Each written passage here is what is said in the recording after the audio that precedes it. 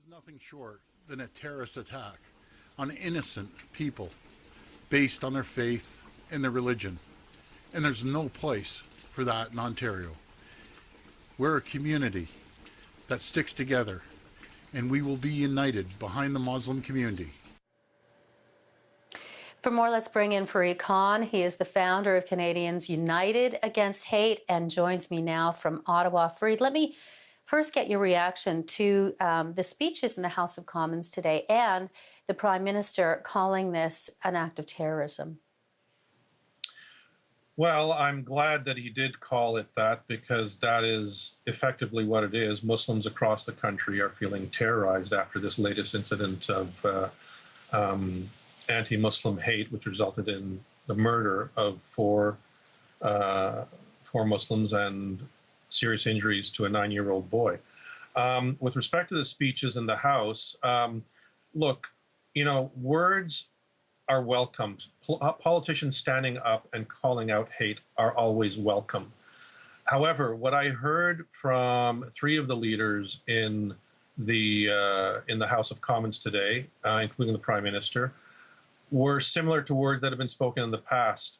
The only person who seemed to get it in the House of Commons was Jagmeet Singh in his remarks. And that's the thing. People are looking for more than just words and prayers and sympathies. They're looking for serious and concrete action to fight a pandemic of hate, which has been around in this country long before COVID-19.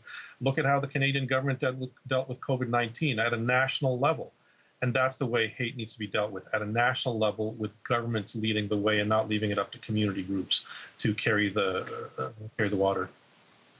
Yeah, and you mentioned that we've had so many attacks in the news against the Muslim community, individuals, members, mosques, and there's a discussion to follow, and there's political statements to follow.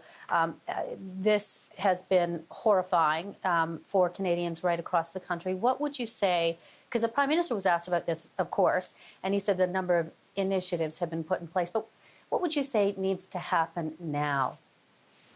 Well, what needs to happen now is the Canadian government needs to work with provincial governments to adopt a nationwide anti-hate, anti-racism strategy that is led by governments, not by community organizations. The government needs to lead the same way it's led on COVID-19. It needs to implement this strategy. It needs to fund it beyond what has been provided to the Anti-Racism Secretariat.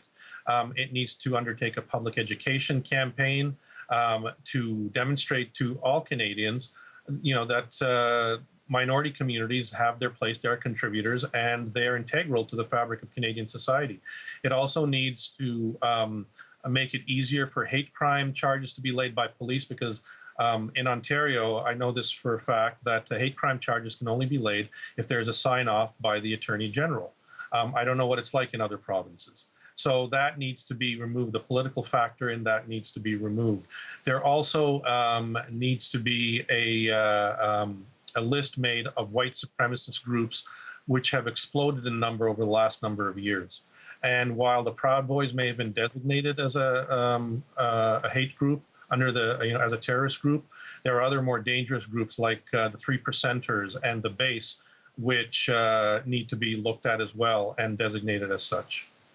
Those are just some of the and a lot of these, a lot of these organizations, including a statement from the family, the Muslim family that was mowed down, indicating that it was known that this individual who has been charged had some kind of an affiliation with an organization. So it'll be interesting as the discussion continues on that front. As you've mentioned, Fareed Khan, thank you very much for making some time for us today. Thank you for having me.